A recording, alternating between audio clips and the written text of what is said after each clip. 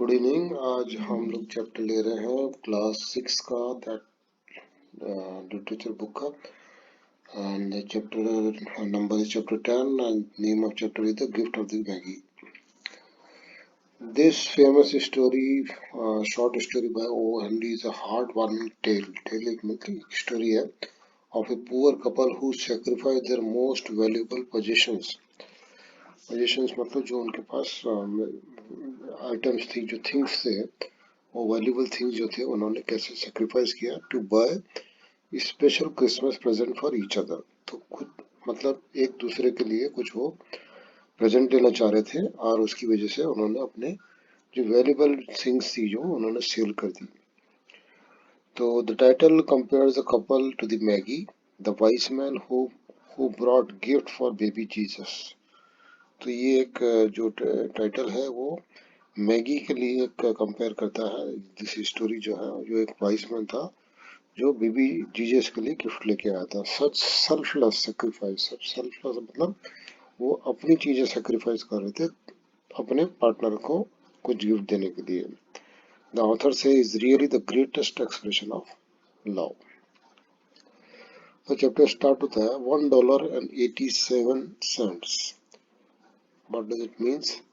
$1.87। इसमें उनके पास उनकी जो उसने जो काउंट कर रहे थे उसकी ये सेविंग्स है। फिर क्या होता है? दैट्स वाज ऑल, उतने ही थे। And 60 cents of it was in pennies. जो पेनीज जो पहले चलती थी उसमें से ये $1.87 में से 60 सेंट जो थी पेनीज की थी। Pennies saved 1 and 2 at a time by bulldozing the grocers and the vegetable man until one went red with the embarrassment at the miserliness of it all। So उन्होंने ये पेनीज पेनीज करके जोड़ के बचाए थे, उसमें से कुछ तो जो 60 सेंट जो थी वो पेनीज में थी। तो पेनीज उन्होंने कैसे पता, उन्होंने ग्रोसर ग्रोसर मतलब जो दुकान वाले थे उससे बार्गेनिंग करके बचाए, जो वेजिटेबल मैन था उससे बार्गेनिंग करके बचाए, और थोड़े एम्बरेसमेंट भी उनकी कंजूसी के ऊपर होता था। 3 times डेला काउंटेड इट। डेला ने उसको 3 times काउंट किया। $1.87। एवरी टाइम काउंट करने से इतने आए। And the next day would be Christmas, और कल ही क्रिसमस था। कल ही क्रिसमस मतलब नेक्स्ट डे क्रिसमस है। There was clearly nothing left to do but sit down and cry. So Della did it. Okay, sit down and cry करते तो उसने उस तरह से वो बैठ के रोने लगी। So the wishmakers realize that life is made of soaps and smiles, perhaps more of soaps and less of smiles. So ये हमको रियलाइज होता है कि लाइफ जो है सुख और दुख की बात है, मतलब एंड इसमें इस सिचुएशन में दुख ज्यादा है एंड खुशी कम थी। While Della is thus feeling sorry for herself, let us take a look at her home। जब वो अपने अपने आप में सॉरी फील करी थी, उनके घर की तरफ देखते हैं। ये स्मॉल फ्लैट एट $8 पर वीक, उसका जो रेंट था वो $8 पर वीक था। It was not bad, but it did look like it needed a lot of furnishing. In the entrance below was a some box type of into which no letter would go. Letter was a letter box. No letter would go. An electric bell that did not work. Okay. The letters on the nameplate looked blurred. Blurred मतलब धुंधले हो गए थे, जो nameplate पे letters जो थे उनमें जो लिखे हुए थे, as if they had shrunk in response to the owner's shrinking income। ऐसे ऐसा लग रहा था कि वो भी shrink हो गए हैं, सिकुड़ गए हैं, जैसे कि जो उस फ्लैट के ओनर की या जो उसमें रहते थे उनकी जैसे इनकम श्रिंक हो रही थी, तो वो भी श्रिंक हो गए थे। From 30 to $20 per week. But the owner mister James Dillingham Young was not loved any less for it। Whenever he came home, he was called Jim and lovingly hugged by Mrs. James Dellington Young। जब भी वो घर आते थे तो वो उनकी wife जो थी उनको हक करती थी, बहुत प्यार से रखती थी। ऑलरेडी इंट्रोड्यूस टू ईयर्स है डेला, जो मिसेस जेम्स डेलिंगटन थी, दैट इज उसका नाम डेला, जो आपको इंट्रोडक्शन कराया गया, which is all very good. Della finished crying and powdered her face. She stood up by the window and looked up dully at a grey cat walking a grey fence in a grey backyard। तो वो window में खड़ी होकर बाहर में देखने लगी कोई कैट वेट को, ऐसा कुछ। And tomorrow would be Christmas Day, and she had only $1.87 to buy a present for Jim। तो जिम के लिए प्रेजेंट करना, गिफ्ट खरीदना चाह रही थी, बट उसके पास पैसे बहुत कम थे। हर जिम, उनका जिम जो था, many a happy hour she had spent planning for something nice for him, something fine and rare। rare मतलब बहुत कम होता है, जो something worthy of being owned by him, जो ऐसी जो चीज वो खरीदना चाह रही थी जो उसके लायक हो जिम के लिए। So there was a pier glass between the windows of the room. Suddenly Della whirled from the window and stood before the glass. तो एकदम से वो गिलास के बिफोर में आके खड़ी हो गई, सामने आके खड़ी। Her eyes were shining brilliantly, but her face had lost its color. Rapidly she pulled down her hair and let it fall to its full length. तो इसने एकदम रैपिडली मतलब जल्दी से हेयर उसने खोले और वो एकदम फुल लेंथ तक खुल गए। Now there were two things which the James Ellington Young took great pride in. ऐसी दो चीजें थी जिसमें वो प्राइड फील करते थे। One was Jim's gold watch, gym की गोल्ड वॉच की, that has been his father and his grandfather, जो उसकी फादर ग्रैंडफादर की थी। Other was the Deller's hair, जो दूसरे जो थे वो डेला के हेयर थे। Had the Queen of Sheba lived in the flat across, अगर क्वीन ऑफ शीबा भी अगर फ्लैट के सामने कहीं रहती, the Della would have let her hair hang out of window some day to dry, just to lessen the value of her majesty's jewels and gifts। Lesson the value मतलब उसके बालों के सामने वो उसकी क्वीन ऑफ शिवा की jewellery और gift की वैल्यू कुछ भी नहीं थी करके वो दिखाना चाह रही थी। Had King Solomon been the doorman of the building, अगर किंग सोलोमन जो होता वो कहीं आसपास रहता, with his all his treasure piled in the basement, Jim would have pulled out his watch every time he passed, just to see him pluck at his beard and envy। तो अगर king Solomon आसपास कहीं रहता तो वो भी उसकी watch को देख के चलता। So now Della's beautiful hair fell about her, rippling and shining like a cascade of brown waters। cascade मतलब एक झरने की तरह वो ब्राउन वाटर की तरह ऐसे लहरा रहे थे नीचे थे। It reached below her knee and almost covered her like a garment, and then she did it up again nervously and quickly। She hesitated for a minute and stood still while a tear or two splashed on the worn red carpet। तो उसकी आंखों में आंसू थे। Della quickly put on her old brown jacket and old brown hat. With a wind of skirts and brilliant sparkle in her eyes, she ran out of the door and down the stairs of the street। एकदम से street में चली गई।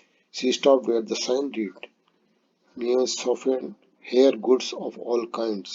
मतलब वहाँ पे ऐसी एक शॉप थी। Della ran up and steps of the shop out of breath, वहाँ वो शॉप में गई। Will you buy my hair? asked Della। $20 बोला वो, उसने प्राइस बोले। Said Madame, lifting Della's hair with her hand। Give it to me quick, उसने ready हो गई $20 के लिए बेचने में। The next 2 hours tripped by as if on the wings as Della searched the shop for Jim present। तो $20 लेके वो जिम के लिए प्रेजेंट के लिए खरीदने चली गई। She found it at last। It surely had been made for Jim and no one else। It was a platinum fob chain, simple and elegant। तो उसने एक चेन खरीदी जो उसकी वॉच के लिए थी। $21 they took from her, and it she hurried home with the 87 cents जो बाकी के चेंज थे। With the chain on his watch, Jim would not hesitate। hesitate मतलब कभी भी हिचकिचाएगा नहीं। To look at the time in any company, कहीं भी किसी के साथ भी होगा, इस वॉच के साथ जब चेन लगी रहेगी तो कभी भी अपना टाइम देख सकता है और वो बहुत प्राउड फील होगा। Grand as the watch was, he sometimes looked at it on the sly because of the old leather strap that he used in place of chain। तो उसके पास लेदर स्ट्रैप थी चेन की जो old थी, तो वो जो चाहती थी कि वो वॉच की जो हो चेन के साथ आ जाए। When Della reached home, she got her curling irons to make her hair look pretty once more। Soon her head was covered with tiny close-like curls that made her look like a naughty schoolboy। तो उसका head जो थी एकदम छोटे छोटे close lying curls की तरह वो नॉटी स्कूल बॉय की तरह दिखने लगी थी। She looked at herself in the mirror long and carefully। If Jim does not kill me before he takes a second look at me, he will surely say I look like a chorus girl। chorus girl वो जो होती है जो गाने गाती है, जो 3-4 लड़कियां या कुछ खूब सारी लड़कियां जो है एक साथ जो गाना गाती है उसको कोरस गर्ल बोलते हैं. But what could I do, oh what could I do with $1.27. मैं क्या कर सकती थी $1.87 का. मैं मुझे बाल भेजने ही पड़े. The Jim was never late coming home from work. Della held the fob chain in her hand and sat near the door. Okay.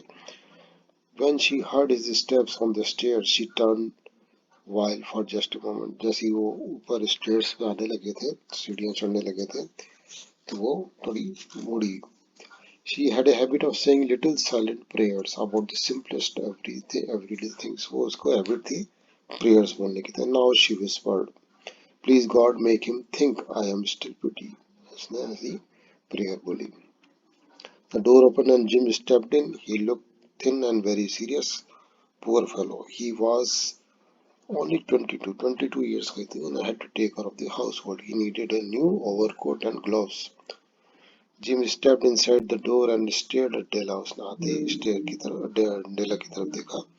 There was an expression in his eyes that she could not read, and it terrified her. It was not anger, not surprise, not disapproval, not nor horror, nor any of the sentiment that she has been prepared for. तो उसके expression जो थे वो किसी category में नहीं आ रहे थे. He simply stared at her fixedly with the peculiar expression on his face. Della stood up and went to him. "Jim, darling," she cried, "don't look at me that way. I cut off my hair and sold it because I could not have lived through Christmas without giving you a present. मैंने अपनी hair cell कर दी because मैं आपको एक gift देना चाह रही थी. It will grow out again. You won't mind, will you? My hair grow awfully fast. एकदम फास्ट होते हैं. Say Merry Christmas, Jim, and let be happy. You don't know what a beautiful, nice gift I have got for you. Okay? मैंने एक बहुत बढ़िया gift आपके लिए लिया है.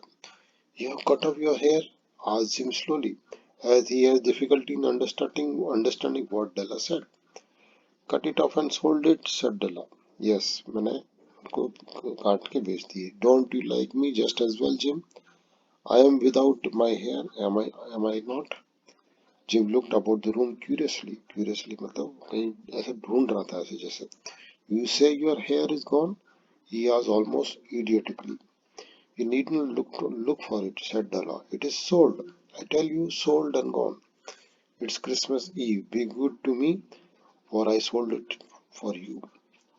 Maybe the hairs on my head were numbered. मतलब वो कुछ ही दिन के लिए रह गए थे, गिनने वाले थे. ऐसा उसको. She went on with a sudden serious sweetness.